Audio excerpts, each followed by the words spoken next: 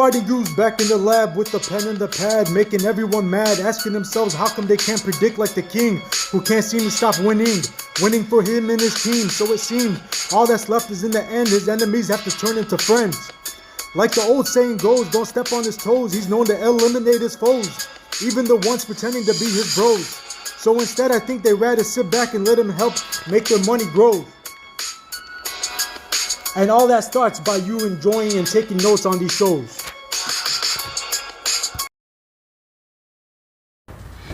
Welcome MMA fans, UFC fans, Bellator fans, and most importantly, the ones that matter the most, the ones that I care about the most, the ones that are the most relevant people in the world, Fighting Guru fans. You know who you are. We're here today for a segment. It's a good segment. It's going to make you guys a lot of money just based off, usually I only give about one, quality always beats in anything you do. I think that this will apply. Quality always wins when it comes to quality versus quantity. Would you rather have 10 pieces of garbage or 1 piece of gold? No brainer, right? So today's a good segment because you get 3 pieces of gold. And when you put them together, you get platinum. That's a parlay. Like how I just did that platinum parlay. Sounds like, the double piece. All right, so I'm gonna give you about 3 picks in this video, and they're gonna be especially in a parlay. When you put them together, it's gonna be quite the value. You're gonna get plus money. That means if I bet $100, I'm gonna get not just the $100 I bet. I'm gonna more than double my money. So I'm gonna put 100 down, and later that day, I'm gonna take out more than $200. I'm gonna more than double my money is what a parlay will do for us when you combine my picks together. One of these picks, I'll tell you something about them, okay? I'm not gonna tell you, we're gonna talk, let me tell you who we're gonna talk about. This is like a break, just so you know if you're interested in the show or not. On today's segment, we're gonna talk about somebody who's arguably this version of her. Not before, not the person that we've seen. The version of this fighter is arguably the best women's fighter on the planet. The cyborg inside the Bellator versus the cyborg inside the UFC, night and day. 2 different people. One of those cyborgs would have destroyed the other cyborg within a minute of the first round. And I got facts. I got actual proof of that statement, and I'm going to give you reasons behind it. So we'll talk about her matchup. It's a rematch with Leslie Smith, and I understand the value is a little bit high, but I'm going to explain to you actually why it's justified. It's more justified than some of the other lines that are not as bad, meaning I would actually be willing to put that money down to win some. I would put her in parlays, and it's still worth it. There's value. And I'll explain why. Just before we talk into depth details, I'll give you a couple of reasons because there's so many. When I give you a reason, look, when something is truthful, when something is facts, when something is with a good reason, there's never going to be just one reason, one explanation, one good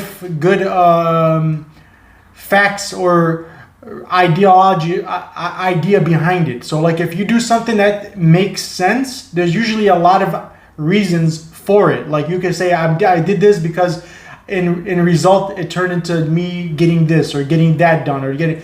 One of the reasons why there's value in her, not just because she's beat this girl before. They're on 2 different trajectories of their career. One of them is going backwards, one of them is going front. When the last time that these 2 had fought, one of these was a better version of themselves. And the other one is today a better version of that person. So one of these girls is worse than she used to be during that last fight, while the other one is a better version of the one that she was in that fight. And I'll explain to you why as well. And also keep this in mind, the fastest person to ever finish Leslie Smith in her entire long career of how many years, how many fights, never in her entire professional amateur combined career and fighting history has anybody ever put her away inside the distance as fast as Cyborg did. And there's a reason behind it. It wasn't luck. It wasn't just because Cyborg's great. She's fought a lot of greats. She's been in the UFC for many years. She climbed through the rankings. There's a reason behind it besides the fact that Cyborg's a beast. She's a killer. She's a great fighter. She's a lifetime athlete. They were they were long-term training partners. She is the equivalent to what Gilbert Burns and Usman were. Did you see how fast that fight came to an end? Everybody thought we did the under rounds under 1.5 for a reason. If you looked at my prop bets, anytime somebody knows, like when I used to train with my best friend, if me and my best friend ever got into a fight, I'll be the fastest guy to tell you what to do to take him out. I've trained with him on a daily basis. I know his weaknesses. I know where his strengths are that I got to avoid. Nobody knew Gilbert Burns better inside of an octagon than Usman. It wasn't a coincidence he disposed of him fastest than anybody's ever disposed of Gilbert Burns in his career. Same thing. These two were long training partners. They trained together with more hours inside the gym. She was the closest one to the size of no woman in UFC had ever trained as much with. I don't think anybody even knows that they used to train together. Nonetheless, that they were long-term training partners. So there was also a betrayal thing going on. If you remember the face-offs in UFC 198 back in when they fought the first time in the UFC 198, the stare downs were very intense. You can feel the awkwardness inside the stare down between Smith and her, but more so it was a more awkward and like nervous energy coming off of Smith, but more anger. And the same way she took it personal that this woman was willing to fight against her after all the years that they spent teaching each other how to be better fighters and be friends. She took it as like somebody, it was almost like the Rocky Balboa and Tommy Gunn effect. You know, Rocky felt betrayed. He trained him, taught him everything he knew, and then he was trying to challenge him for the, you know, whatever it was. So yeah, it wasn't a coincidence that she would dispose of her inside the first minute of the first round. Almost, it was like a minute and some seconds. Nobody had ever done that in her career before. It's also one of her top 3 because she's got some like 30-second knockouts, 20-second knockouts, but it still falls under just in her top 3 fastest finishes of Cyborg's career as well. So again, not a coincidence. She's put away a lot of girls inside the distance.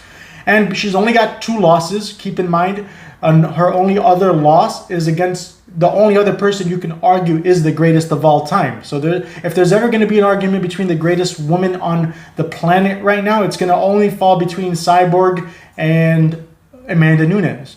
And that's the only person who's got. But let me explain to you the difference between the. And I'm not saying that Amanda Nunes can't beat her. I'm just saying the fight would not have played out like that. The Cyborg that we saw in UFC was depleting herself. She was also under a lot of stress. She used to cry. If you watched any of her, I remember this. If you watched any of her interviews when she used to be in the UFC, she would break down and cry in almost every one of her interviews. She used to say, did you remember how she almost went to the hospital in one of her weight cuts? She used to tell us Dana White in the UFC, they're not fair. They don't want to make my own division. She wanted to have her own 145 title and her own 145 division. And they kept telling her, no, you got to go down to 135. That Leslie Smith fight in UFC 198 was at 135, not 145. She's jacked. She's too big. Muscle weighs more than fat. For example, me, myself, if you put a 6'2", I'm 6'2". The doctors, when you go to get my physical checkup, they say that the pounds, I have a solid 6-pack. I got veins. If you give them my height and my weight, I'm in the category of obese, right? Isn't that what they said? I'm considered obese because for my height, if I didn't have muscles, if I wasn't exercising since I was 5 years old, if you put my weight into somebody else's body that was the same exact height, they would look like they were morbidly obese because muscle weighs more than fat, a lot more than fat. So when you got a girl that looks as big as, you can't expect her to. She was having liver complications, depression, anxiety. She also knew that they weren't going to, if she had lost one fight, look at the pressure she must have faced, knowing if she ever lost one fight, that division was going to get closed. She would never see that division open again. It was only open because of her And there was no other girls that would really be able to bounce around. They had like Megan Anderson, I think, was at the time, or I don't know, maybe Tatiana, I don't remember who else, but it was very, maybe Duranda Mandamine, very handful, a small handful. Duranda was trying to dodge her like she was the plague. She was like, even when she won, she forfeited her belt, Duranda Mandamine, just to avoid the Cyborg fight. She made some excuse about her pinky. She said her pinky hurt and she had to get surgery on her pinky. As soon as the fight was over and she won the belt, she said that when they asked her about the Cyborg fight, she went to her pinky. She said, I got to go to surgery about my... That's how feared Cyborg is. And you know why? She built a legacy in Bellator before getting into the UFC. The Bellator Cyborg, different monster. And that's who we're going to see. A 145 version of her, let me remind you. Not this 135. The 135 version of her, though, depleted. You can see she looked terrible. At the scales, she looked like a skeleton. A zombie. We've never seen her look so bad. She won inside 1 minute of the first round. And her opponents, I understand there's only 4 years of a discrepancy between 34 and 38. In MMA years, 4 more years is a lot inside the women's division, especially at this weight class. And when they're having to do what they're doing, it's a lot of years. In MMA years, it can translate to 20 more years. Look, I'm not even talking about... Now I can get into the stylistic matchup nightmare. There's another reason why minus 1,000 is justified. To be quite honest, it's almost too good to be true. She could be a minus... If Shevchenko was minus 1,800 against Jennifer Maia, who dominated almost a 10-8 round in round 2 versus Maia and Shevchenko, Maia won round 2. So if it was a 3-round fight, not a 5-round fight, it was not even going to be it could have came to a split decision. It was that close. And she was minus 1,800. That's why I found you guys a plus 300 prop bet. Remember, by decision, everybody thought it was not going to happen. I got you guys a plus 300 prop bet for that fight.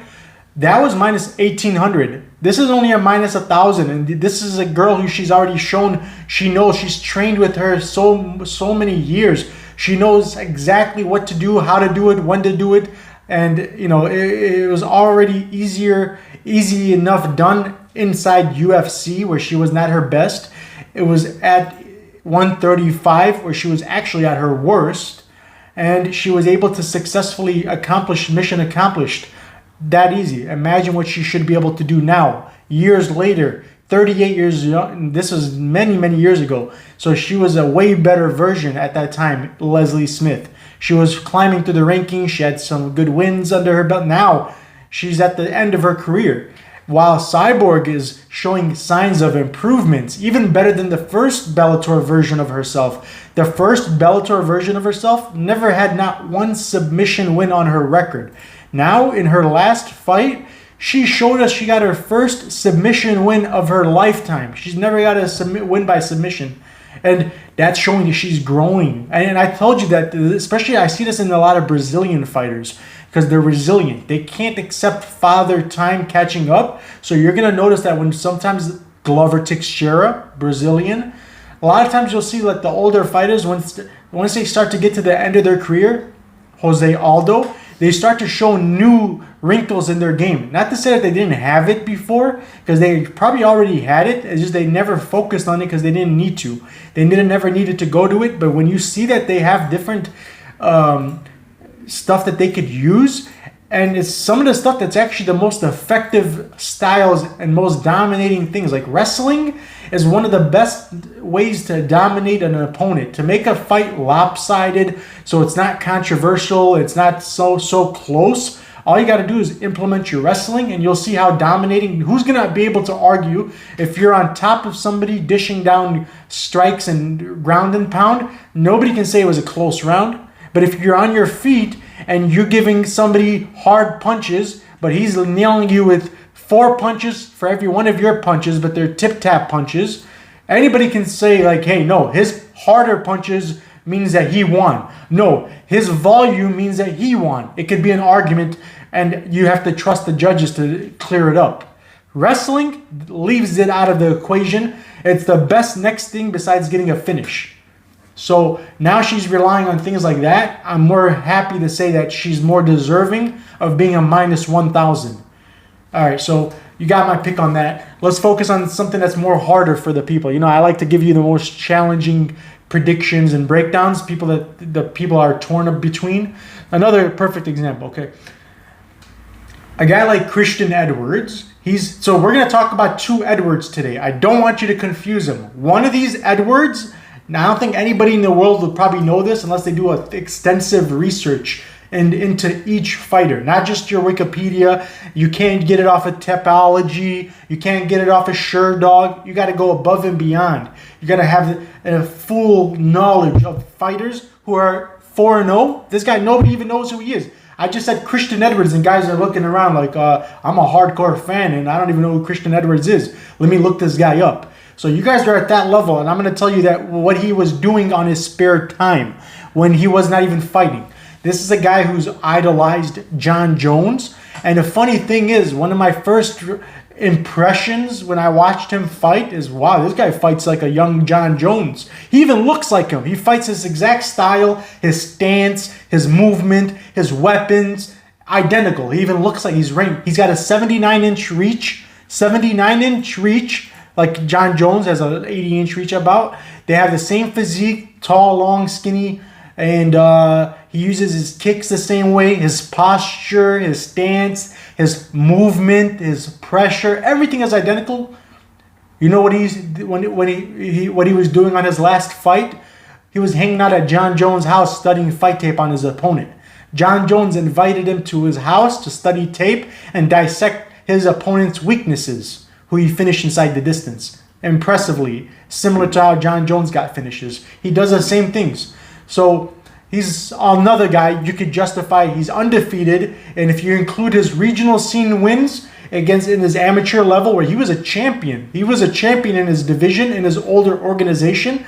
I know it probably doesn't even show this in Wikipedias and stuff. You won't find this information. This is all here. I challenge you. Find me one place online you won't find, not in Wikipedia, not in Tapology, not in SureDog, that'll tell you he was a former champion. So this guy's already got a taste of gold. He's in that zone of like, you know what's if you're not a champion, if you're not a future like contender for the belt, like #1, #2 ranked guy, it's hard to find. Like, did you remember how Oliveira used to fight back in the day? Everybody known him for not having any heart. But look, you give him a title shot, he'll battle through adversity. He'll dig deep inside and muster out that extra energy. He'll give you that lion heart, never give up, because he's got a belt to entice him to do it on. But when you're just in a regular matchup against Pettis for like top 15 ranking spots, that's not much of an incentive. You'll see him tap out to some weak submissions without fighting the hands. We've seen a different version of him, not as motivated.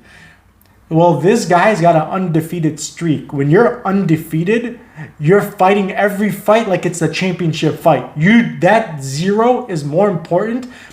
There's fighters, I can give you interviews, who tell you, hey, my undefeated streak, my win streak is more important to me than any belt. That's my most #1 priority. Stay undefeated. They know what that could do. Look at Khabib's legacy. Would we even consider, with the guy who's only got 2 title defenses, maybe 3 or something like that, title defenses, would Khabib ever be in the talks of being a GOAT, greatest of all time, if he had even 1 loss on his record? Look at the difference it can make. So it's important for a good reason. And this guy being undefeated against his opponent was very low level. I've seen his opponent knock himself out. He fell on the floor by doing nothing besides throwing kicks and like very sloppy, very like Andreas Michailidis type of a moving type of a guy. Very out of shape last time we've seen him. He started his career 3 years before Edwards, Christian Edwards. And he doesn't even have as many fights as Edwards. Edwards is only 4-0. He's got more wins and more fights under his resume than the guy who started years before him in MMA. There's a reason he's not active. There's a reason he takes years off in between fights. He knows this is not his calling. He knows he doesn't have any legacy to protect. He's not undefeated. He doesn't have future aspirations to be a champion. He doesn't even have a long-term contract with Bellator. This may be his last and only fight. So imagine if it's a close fight. Who's Bellator going to side with? The guy who's got so many wins he's already got 4 wins under his Bellator banner resume? Or the guy who doesn't have any fights? So you got to look into the marketing machine's agenda. You got to ask yourself a lot of reasons why he's justified to be a favorite. And also, he's got good takedown defense. He's not the greatest ground specialist, and his opponent's only path to victory would be to take him to the ground. But I can't imagine a guy like that being able to take, because there's a big strength discrepancy. If the guy was like strong, like a Rodolfo Vieira, the reason he had so much success, being a bad fighter, he has no stand-up striking. Vieira, one of the reasons we faded him is once he gets to the higher level, that's going to be exposed. Same thing with this guy, because he may not be at the higher level yet, but he's fighting guys on their way up to the higher level. So it's almost the same thing. So anyway, he's going to get exposed, and the strength discrepancy, at least Vieira looks like a world bodybuilder, like Mr. America bodybuilders look, is jacked. He looks like he can do like an Incredible Hulk smash and break bricks off of walls with his like teeth. He's giant, right? He looks like he's been pumping through fish. He's been pumping steroids through the gill since he was a kid. So he looks jacked. And that's why he got away with being able to dominate and take people to the ground and hold them and get his submissions. This guy doesn't have that. He doesn't have that, and he's not going to be the big. He's at a disadvantage everywhere it goes. He's got a 6'7". Another thing you won't find, his reach is not going to show. I know his reach. This is why if anybody's ever considering, especially if you have a job, like any more normal person usually does, if you have a job or a family or a social life, you don't have the time to pick up the knowledge that I have. In my mind, in my head, have you even seen me look at a piece of paper yet? I can tell you their reaches, their every stuff that not even, because this guy's a new fighter. He's not active. He's not a big name fighter. He's a revolving door fighter. He'll be in Bellator today. He'll be in LFA tomorrow. He'll be in one place he'll never be is the UFC. That's the only thing I can tell you for sure about where he won't be. Or, so people like that, they don't have statistics on them. So you don't know what you're looking at. I got the statistics. I have a record. I keep it on, even in my head. So when we see him fighting in LFA two months from now, I'll be like, oh yeah, I know who that guy is. I know more regional scene guys than you guys will probably know UFC guys. That's a fact. So if anybody ever wondered why should I pay $10 for the Patreon, why should I pay for the higher tiers, especially that get my own personal bet slips, you get to see how I bet. And I proved it last week. I gave screenshots of every single bet that I gave out. I locked it in my own money. Spend hundreds of dollars of my own money to back up what I'm giving as picks. I believe in my own picks. I'm my own customer for a reason. It's worked. There's a reason. There's something. What took me out of doing what I was doing? I had a great job. I didn't stop doing that great job because I thought that I wasn't going to be good at what I do, or that I didn't believe in what I do. So it works, or else I wouldn't have ever tried to waste my time transitioning into what I do now full time. So, and another thing is that I do it full time. So it's not just about having the experience, the fight knowledge, being a former fighter, being a former trainer. Having all that is a big advantage. It's something that is invaluable. If you don't have it, you can spend 80 hours a day. If there was 80 hours inside the day and you spend every second of it studying something that I would only need to study for 5 minutes to obtain that knowledge, you would not obtain it in 80 hours of studying it because you just don't have it in you to know what you're looking at. You don't know what's good, what's bad, what's sloppy. Like remember Carlos Felipe? Everybody started to say things, the biggest handicappers, the Cody Savchiks, everybody. He has such a beautiful boxing. They called it beautiful boxing. It was the worst. He was slapping the guy at one point because he didn't know how to throw a punch. The referee warned him 4 times, stop opening your hands, close your fingers, close your hands. He didn't even know how to throw a punch. He had gotten it took 2 robberies or else he'd be 0-2 in the UFC right now. He was that bad. He got saved by the referee in a fight where his opponent was injured and he was still beating him. And it took not just injuries, but the referee making him stop fighting off the cage.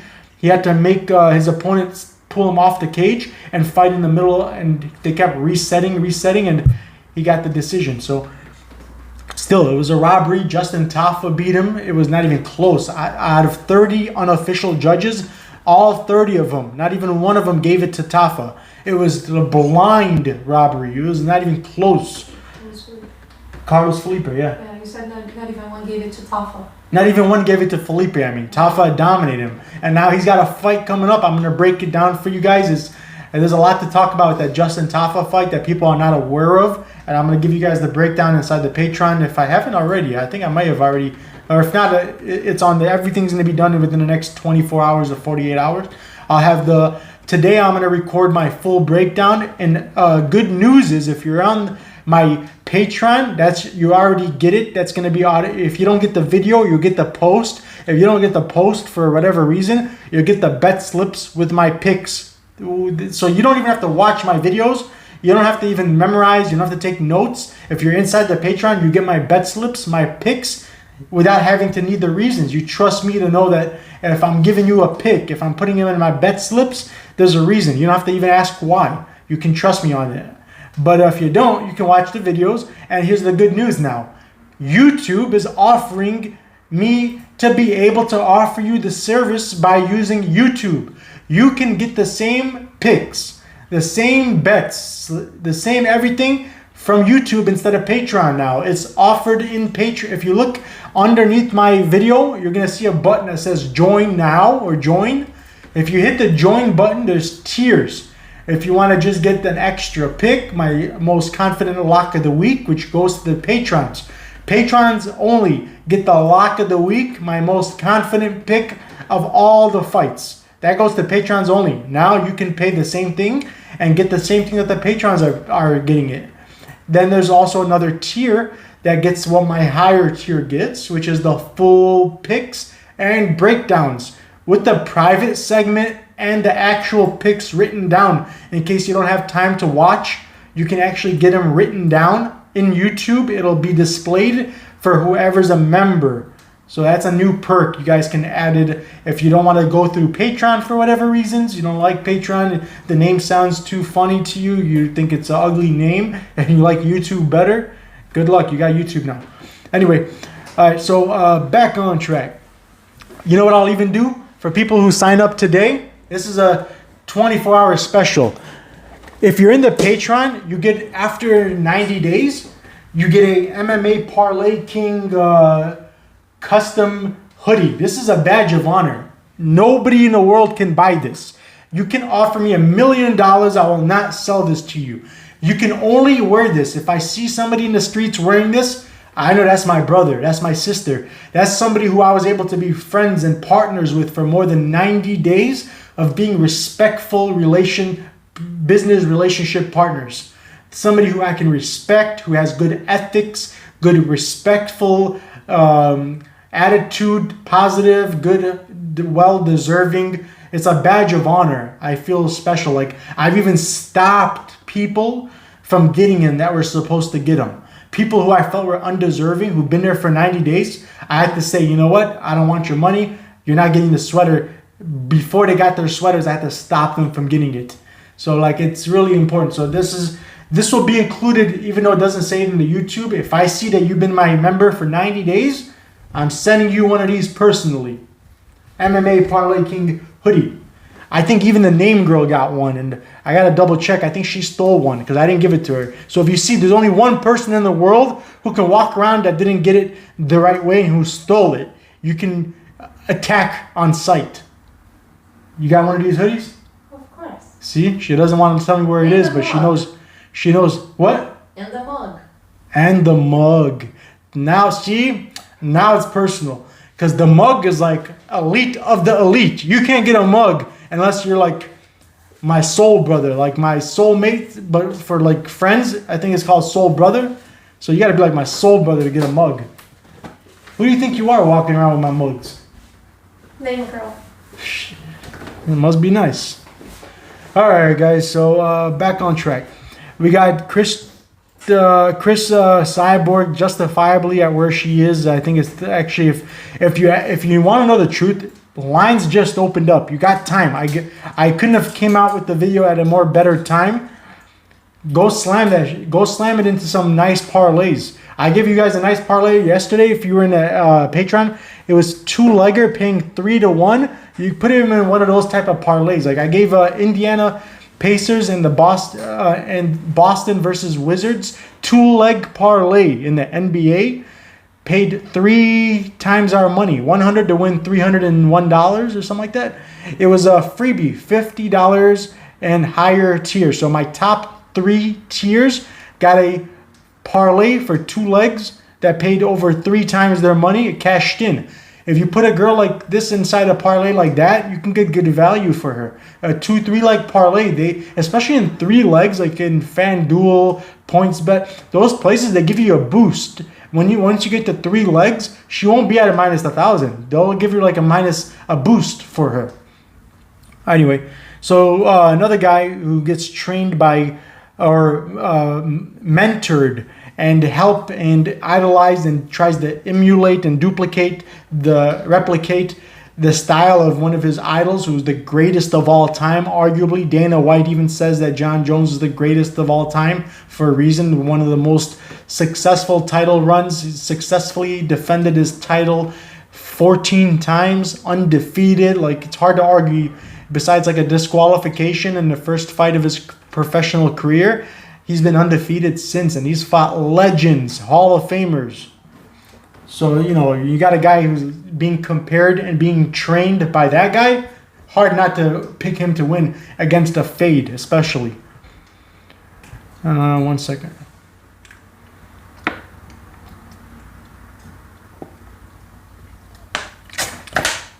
All right, now let's talk about another one that's got good value. He's only at like a minus 200 range. And I'll tell you why. This is the other Edwards. This is the Edwards that we're not going to be picking for, but against. Let me just give you some explanations and reasons why we're getting Austin Vanderford, a.k.a. the Gentleman, a.k.a. Mr. Van Zant. According to Tyrone Woodley and a lot of people, they call him Van Zant, because he's the boyfriend or fiance. They live together. I don't know if they're married or not, but of Paige Van Zant, newly signed to Bare Knuckle FC, newly owner of her own fans only page. If I'm not mistaken, is that what they call it? Fans only? You would know, right, man? I'm just kidding. What do they call it? Only fans, fans only, something like that. So anyway, so this guy should be at minus 500, minus 600. But I'll explain to you why he's only a minus 200. Vanderford, who's undefeated, if you counted his regional scene, he's like 14-0 or 17-0 or something like that. Well, how many regional scenes does he got on the record? I'm going to check, but I think it's 14. Yeah, he should be like 14-0. He's on a 14 fight win streak, maybe even more, but at least 14 for sure. Fight win streak. Well, a lot of finishes, even some in the first round finishes, but he's not more of a 14. Thank you. 14 fight win streak. The truth of the matter, the fact, even though Edwards one of the other reasons is Edwards is the brother, younger, or I don't know, whatever, brother of Leon Edwards, who's one of the best fighters in UFC currently. Top of the division, top 2 or top 3 ranked. The guy who's supposed to fight Khamzat, who besides Usman has practically no losses in the UFC and is looking better than ever.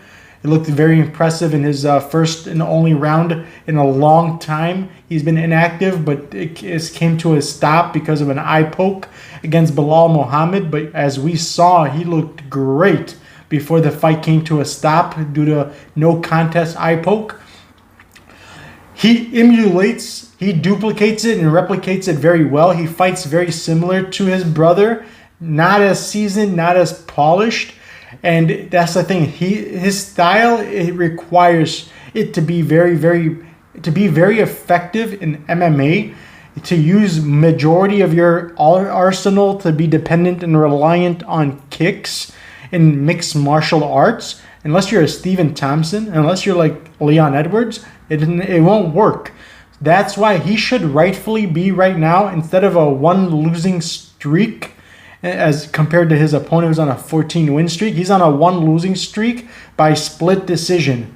In reality, if you watched his last 3 fights, 2 of them, one of them he lost, they say the split decision. It was not a split decision. He should have unanimously lost that. It was not even close. He got dominated. The guy he lost to replicated the same blueprints, the map that was laid out by the guy Mike Shipman, who defeated him. But the judges were, because it was a UK fight, it was hosted in the arenas where it was home field advantage for Edwards, who was from like that area, that region. He got the judges to give him a split decision win in a fight he should have lost 30-27. He got dominated from start to finish. Not even close. It was such a lopsided fight. At the last round, with like a minute or 2 left, his opponent, who's never done this in his career, never did this in the entire fight, decided to pull guard and just hold on tight to him. Just because he knew all he had to do was get out of the round, and there's no way he can't win. Even if he lost that round, he could have not even came close to getting a split decision. It was supposed to be a unanimous win. He pulled guard, but he lost a split decision. I don't know if they try to make an example out of him, or maybe they try to retain. At the time he was still undefeated and a prospect and a name like Edwards, knowing that he's got hype coming and expectations. It was a marketing ploy machine agenda to keep him undefeated. It would be beneficial, or maybe for all the reasons above, they decided to rob this guy, and he did rightfully win. So that's another reason we get more value for Vanderford. 2 losses is only showing 1 on paper, and it's both split decisions. So it looks like closer fights than they really were, but they weren't. And those guys their exact same game plan is what Vanderford is a master at. Mike Shipman is a poor man's version of Vanderford. He does everything that Vanderford does, just not as good. So if this guy fights the way he's always fought, his kicks and all that stuff, if his takedown defense is not improved since the last fight, which was not that long ago, and even if it has improved, this guy is world class. He's chain wrestling like Khabib type of a wrestler, and he's very strong. Even for the division, he's very strong. And he used to fight at a division like he was a little bit oversized, so now he's at a bit of a reach and size maybe disadvantage, but it won't matter because this is MMA, and when you're a wrestler, actually being the smaller guy sometimes is more beneficial. The low man, just like in football. I was on the football team for many years. They always teach us the low man always gets the tackle. So if you want to tackle your opponent, whoever's in front of you that you're matched up with, you got to be the guy going in for the tackle lower than the other guy. So the lower man, being the smaller man, is going to be easier to get your takedowns and implement your wrestling style if you're a wrestler, which he is. He's a chain wrestler. He does great. He doesn't ever get caught sloppy takedowns. Not like what we saw Derek Lewis catch Curtis Blades with. You're not going to see that from him. He does great level changes, great feints, great jab, great everything. I mean, his footwork, head movement needs a little bit of work. Other than that, he's great on the feet as well. He catches kicks great, even low kicks. His last opponent, the Brazilian bad boy, they call him like Vinicius de Jesus, very high level guy, black belt. He was even the only one thing that you could do to get out of a submission, like a heel hook. Michael Johnson, for example, he was dominating against Thiago Moises on his way to win a 30-27 unanimous decision win. He got caught with a heel hook because he didn't do the only one and only thing you could do to defend from that submission. There's not 2-3 different options. There's one thing only you're trained that you are having to do if you want to get out of that position. He did that. There was the only moment that he ever came close to getting caught with anything, and the rest of the time it was 10-8 rounds. He was dominating a guy who was his biggest test to date. He became 10-0 against this guy who dominated, and he showed good IQ because that guy did put him in a heel hook submission. He did everything beautifully. No pressure, no hesitation. He pushed back. He used his foot against the opponent's buttocks area and pushed out of it. Beautifully done. He reacted to everything that his opponent was doing on the ground. He showed, and that's because he competes. A lot of people don't know this. Another thing, Sherdog, Tapology won't teach you. He competes in underground terms like the Shale Sonnen shook things, and he does a lot of grappling and submission tournaments in between his fights to stay active. He stays in good shape. He stays active, and he's really high level. He's a guy who's underrated. He should be a bigger favorite, but for the name value, having an opponent with the last name Edwards, being related to the actual Leon Edwards, helps the name value and the value that we're getting on Vanderford. Also, being a guy who's coming off of his only one and only loss, supposedly, in a split decision, which we all know better. The fans were even booing Fabian Edwards. He had to give two dirty birds to the fans. He gave the middle finger. No class. Like, dude, you lost that fight.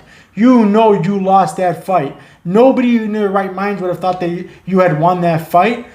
So if the fans are going to boo and they're going to swear, take it, man, accept it. You got lucky, you got gifted a decision. Don't give, but he responded in a very low-class way, very unmartial artist-like. He gave two middle fingers out at the fans. The fans that were cheated. I mean, they were cheated. If you were a bettor, if you're a fan of Mike Shipman's, you got cheated. They have the right to be mad.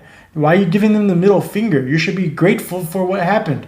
You should be like Gamrot and Gumra. Remember, he came on the stage and said, hey, man, I lost this fight. I don't know what the judges saw, but that guy who lost his undefeated record, what was this, Guram versus Gamrot? Gamrot was still undefeated. Matus Gamrot was undefeated until they robbed him. And his opponent was honorable enough after the fight, in the post-fight interview, to say, hey, man, I should have lost this fight. I don't know what the judges were thinking or what they were watching, but I lost. He even explained why. Like, the guy took me down too many times. He did this. He controlled me. And it made sense. Everybody knew it was a robbery. Why pretend and then on top of it act like you have the reason to be mad at them and stick the middle finger up at them? That rubbed me the wrong way, man. I don't like that guy after what I saw. So anyway, we're going to fade him, not just because I don't like him, but because it's a style nightmare matchup. A guy who just uses his kicks against a guy who's a master at catching kicks and taking people down. And when you get taken down by Vanderford, no coming back up. And the referee won't save you because he's one of the best at ground and pound. Did you see the mat after 2 rounds of ground and pound, keeping his opponent down? He does it in a great way. He stays safe. Very good wrestling basics and fundamentals. He does it in a way where he's keeping himself safe. You're incapable of inflicting your own damage. The best you could do is defend yourself and cover up. Or, I don't know, there's not much you could do in a situation where he gets you into a top-heavy control, where he's not only staying safe. Like, even guys like, what's that guy in the UFC who he just lost to Marab Devalshi, the Machine? He just beat that guy. Can you look at him? Cody Stamann. Cody Stamann is a good wrestler, but he does something when he gets people on the floor. The referees are always they always threaten to stand up the fight if he doesn't do anything to show them he's working off the ground, because he always chooses position over submission and never changes it into, like, usually you're supposed to choose the position over submission and then work your way into a submission or a ground and pound. Cody will just stay in that position forever and just try to get control time and avoid the fight from happening. And those are not people that judge. That's why he goes to a lot of split decisions, and it's a lot of boring fights. People don't like that type of, judges don't like that. UFC doesn't like that. Where this guy is the opposite. Vanderford, while he's also getting himself in a position where you cannot inflict any damage back, he's putting himself in a position where he's going to inflict a lot of damage. The floor was covered with blood. His opponent, Vincius, who had never been finished in his career. There's the only reason he didn't get stopped inside the distance, because he's strong. That Brazilian mentality of never give up, resilient, There's the reason he didn't get finished, but 2 rounds of just getting the whole mat, the whole floor of the octagon was full of blood from his opponent. He does not slow down. He keeps a pace nonstop. And that's another thing that Christian Edwards does as well too. I forgot to mention. His pace is hard to deal with. He sucks the air out of you every step. Whether you're striking or you're not, he's going forward. You're forward. He's in your face, moving you. Like, did you see what happened to Alberg versus that guy who he was like defeating him in the numbers and the scorecards? He was getting like 10-8 rounds until like the end of the second round, third. He got so gassed out because his opponent, even with eating strikes, and he kept telling the referee, "I'm okay," he knew that he was going to get his opponent tired with that pace. Sometimes without throwing a punch, without even doing any damage. For the same reason that we saw that guy who just beat Maurice Green, that big guy. What's his name? I forgot. What's that opponent's name that beat Maurice Green? Is a fade. We saw him lose to a guy like Steph. That's why I was fading. I don't like Maurice Green either. But I didn't know who was the bigger fade. I just took the guy who's in the better shape because Maurice Green came in the best shape of his life that day. So I was like, man, 2 fades. I'll at least take the plus money. Fight? Yeah. Wow. That guy had lost to Stephen Struve. Stephen Struve didn't even... Say his name louder. Marcos Rogério de Lima. Louder? I can't hear you slower. Marcos Rogério de Lima. What she said. Marcos Rogério de Lima had lost. Can you tell me in his record he lost to Stephen Struve, right? Marcos? Yeah. Or who was it? Yeah, I think it was. 1 second. Pull his record up. Yeah, he did. Stephen Struve, right? Yeah, Stephen Struve did not throw a single punch in that entire fight, but he won against say his name? Marcos Rogério de Lima. Marjorie, because he let him gas out. Chris Alberg gassed himself out, and it took 1 jab, 1 punch, whatever it was, he fell down. After it was known to be the biggest discrepancy differential striking rate in the history of any fight. He outlanded his opponent 170 strikes to 30 and still lost. Same thing with Marcos Rogério, a guy who I love to fade because if it wasn't for Maurice Green doing something he's never done in his entire career, which was accept the bottom position, because he usually always tries to bounce right back up. Even the commentators were saying it in the fight, like, wow, he's not getting back up. We've never seen him accept it like this before. The exact words were, we've never seen him do that before. And if he had just made an effort to keep his opponent continue to work, pressured him, that guy would have faded and found a way to lose the fight himself. Same thing with what his opponent did in Christian Edwards' most recent fight. You noticed he kept, even sometimes if he fights an opponent who's got better skills, who's the more skilled fighter, the way he's going to continue to pressure and push him and make him fight at a pace he's not used to. If you're not a guy who puts in 7 hours, 8 hours a day inside the gym, who works on your cardio, a triathlete type of a cardio, you won't last the round. After a round, you're going to be a punching bag. You're going to just... He finished his opponent with a jab. The same jabs he was giving him in the first round, but they were more effective the second round because he had no more cardio left. He was a punching bag. Something I said that like you can expect to see from guys like the reason why we faded, and I said inside the distance. I gave 2 prop bets for Muniz by submission was paying plus. It was my freebie parlay. Even my $9 tier members got Muniz. 2 parlays prop bets I gave to my patrons, including the $9 members. Gina Mazzani to be knocked out, TKO. I said Kachirara is going to be the better dog. She may not be the more skilled, good taker, but every time the fight gets restarted on the feet, you can expect her to bring the dog out, forward pressure, and the girl who doesn't respond good to getting hit, covers up a lot, like a Malcolm Gordon type of a fight, Jordan Wright type of a fighter who covers up, doesn't like to get hit. You can expect her to feel bad and respond bad, and it was almost inevitable that at one point it was going to get to getting close, if not her getting knocked out. And anything that's got a plus 700, plus 690 to be exact, I gave them a prop bet cashed in. Gina Mazzani got knocked out, as I said, because they don't have the cardio. It shows in a fight. They're 5-minute fights. I take it from me, 3 minutes of nonstop forward pressure or fighting, wrestling, fighting off. Just the anxiety it can give somebody is gonna make your breathing pattern different.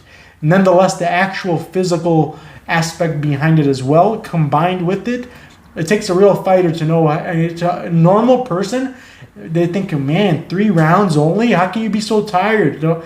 Try it. Go into an octagon with a fighter for 3 minutes, and after the first round, you're gonna feel like you ran 20 miles. It's not like what you would think. Anyways, guys, so you got my picks here. You got recap. Christian Edwards, a.k.a. Mini John Jones, future John Jones type of a fighter, undefeated, trained by John Jones, mentored, spent time at his house even studying tapes on his opponents, like good friend of Jones, who replicates his style very well. We're picking him to win. He's still undefeated. We're picking, and if you get the access to like the inside the distance prop, you know what I do in all my research? I don't like to give my recipes out. I'll tell you a secret. Can you make sure the tape is good?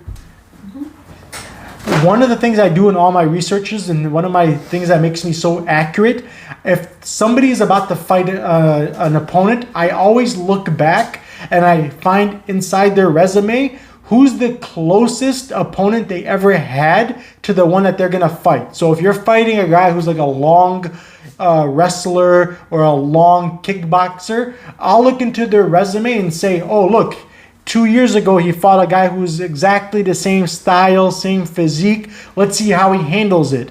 If you go back to Christian Edwards' opponent's only loss out of his career, it was the only guy who's the closest that you can say is almost identical to Christian Edwards' style. Long, skinny, fights the same exact way. Another similar to like a John Jones type of a fighter, very long. He's even black. He's the only black guy on his resume. He's very long, skinny. He holds a knockout. It was in the regional scene, so you won't see it on Tapology. You won't see it on Sherdog either. I don't know if they show regional scenes, but he got knocked out by a guy who fights the exact same way, same everything. Like literally, if you told me that was him fighting that day, if like I blurred my eyes, or even if I didn't, if I just wasn't paying attention, that guy could pass for Christian Edwards. They fight and look the same way. He's the only guy who holds a win over Joshua. What's his name?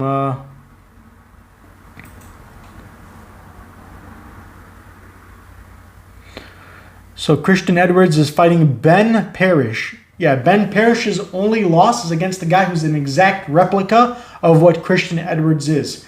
And the other guy we're picking, Austin Vanderford, is an exact replica, a better version of Fabian Edwards' most recent losses. I'm going to say losses. I don't care what they say. Shipman beat him in that split decision. Not just the one judge got it right, but the other two, I'm going to say, got it wrong. One of those judges got it right only. So I'll say those losses is an exact same recipe you can expect Austin to use, because that's just the only way he fights. It's one of the most effective, best ways you can trust your money on when you're betting on a fighter. Again, he doesn't leave it to chance. He either tries to get a finish, which I wouldn't be surprised if he got in this fight, or he's going to make it so impossible to say it was a close fight. One guy's going to be from the top, the other guy's going to be on the bottom. One guy's going to be eating strikes, the other guy's not going to be eating. It's not like a fight on the feet where you got to ask yourself, is the guy who's throwing the harder punches or the guy who's throwing the volume punches going to win? It's not one of those fights you got to worry about your money on. It's one of those fights you can feel it's the style you're the most comfortable putting money on. That's why I like him at this value. There's a lot of value there still. He's only a minus 200. Anyways, so that we got him. There's a lot of reasons why we're going with him to win. Cyborg, I already explained it in the beginning of the video. You can go back. I gave you tons of reasons. She's trained with her. There are different trajectories of their career. One's going up backward. One's still advancing and getting better.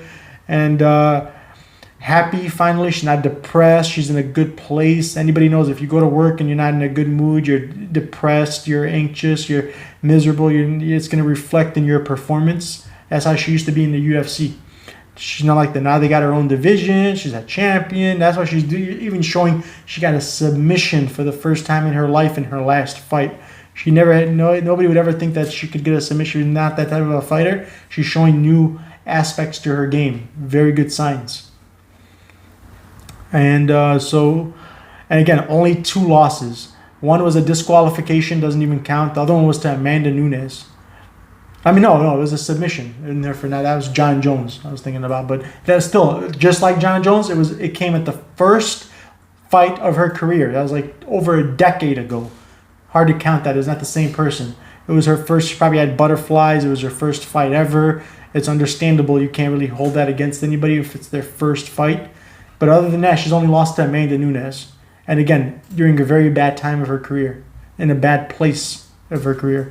Literally, like UFC was the worst version of Cyborg. She was never the same Cyborg as the reputation that had preceded her before she got there. Oh man, like this is a card. If I did a 15 leg parlay, if you're in my Patreon, I'm giving you a Hail Mary parlay for the Bellator. And I'm doing also special orders for Bellator and UFC combined. If you want a slip that's going to have parlays with my tier 1, which is my most confident picks, I go over 90% accuracy on my tier 1 picks. And I'm going to put those tier 1 picks and parlays with each other, combining UFC and Bellator's best picks. Value, I take into consideration everything. Values, is it worth the risks, the rewards? There's a sophisticated logic behind my system that nobody's ever developed that type of a system that I have. It's near bulletproof. Like, especially the longer you're doing it, becomes every event that we profit off of, like the jury card that we passed like 3 weeks ago, 21 out of 21 parlays cashed in, or 23 out of 23. 4-leggers, 5-leggers, 6-leggers, 7-leggers cashed in. 100% on parlays, 100% on prop bets. No, we got like 1 or 2 prop bets out of 16 wrong. 14 out of 6, or 16 out of 18 prop bets cashed in that day. Plus money, plus 400. Plus, like last week, we had a plus 700, plus 690, plus 640, plus 200, plus 400. We had Tucker Lutz by decision cashed in. The under rounds on the other fight, the over rounds on I had a bunch of unders and overs cashed in. Just 2 prop bets together by themselves would have made you more than all your money back if you did what I said, because I give instructions. I tell you how much to bet on each one. I don't just tell you the bets. I tell you how to allocate your money the best way possible as well. All this for 1 fee a month, and I do this for every event. Bellator, UFC, every event, and you only pay 1 fee a month. And now you can pay it inside the YouTube or the Patreon. But I recommend the Patreon better because you get more perks, you get more posts, more entertainment posts, and more detailed posts. I can't give you some of the posts that I can give you in the Patreon. I can't do it in YouTube. So if you just want the slips, the picks, the segments, the private segments, you can go through YouTube and you'll still get the same picks. But if you want like quality, the extra above and beyond, the additional content, the additional posts, the entertainment posts, the MMA news, future fight announcements, early leans, just a lot of entertaining stuff and betting tips, a lot of stuff that helps. Outside MMA, which is huge. Like I said, yesterday we cashed in a plus 300 parlay, a 2-leg parlay, and NBA cashed in. It's better to join the Patreon. The link on the Patreon is in the videos. But now, like I said, you have an option to be a member of my YouTube family as well. An OG of the channel. And I will be sending you guys MMA Parlay King gear. And I'm going to hopefully be able to steal it from the name girl because she doesn't deserve hers. Alright? Oh, wait until you see how I'm going to pronounce the name. She said she'll mess up my names from now on.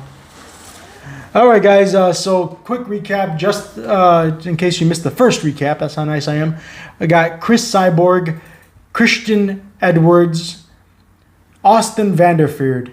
And I may be nice enough to give you guys, if you hit enough likes, if you hit the likes, hit the subscribe, hit the notifications, hit your head against the wall. No, don't do the last thing. I'll give you guys possibly a bonus pick inside the comment section. So don't forget to hit the likes, hit the reminders, hit the bells, because this is time sensitive matters. You know that the same guy who's minus 300 today will be a minus 1,000 by the time the fight starts. So get on top of it. You want the notifications right away. Thank you guys for your time. I hope you win a lot of money. My UFC breakdown is coming up soon. By today or tomorrow, I'll be releasing my normal, regular public picks, the 3 picks only that the YouTube family gets free. Then I'll also be doing my private segment, which is for the paid members who get the other 90% of the fights that I don't give for free on YouTube. So remember, YouTube only gets like 3 fights a week for for UFC, and for Bellator they only get 3 fights maximum per week, and there's usually 14, 15 fights, 12 fights. So the majority of the fights you will not get them unless you're a paid member of the Patreon and now or the YouTube channel. All right, and so those who did get the free picks today, please, if you can repay it back, leave a comment as well. Just a thank you or whatever you can. Say something in the comment because it helps the algorithms of the channel. It gets my content pushed out, which is beneficial for us all. Thank you guys. I appreciate it again. See you guys on the next video. I hope you win a lot of money. Deuce.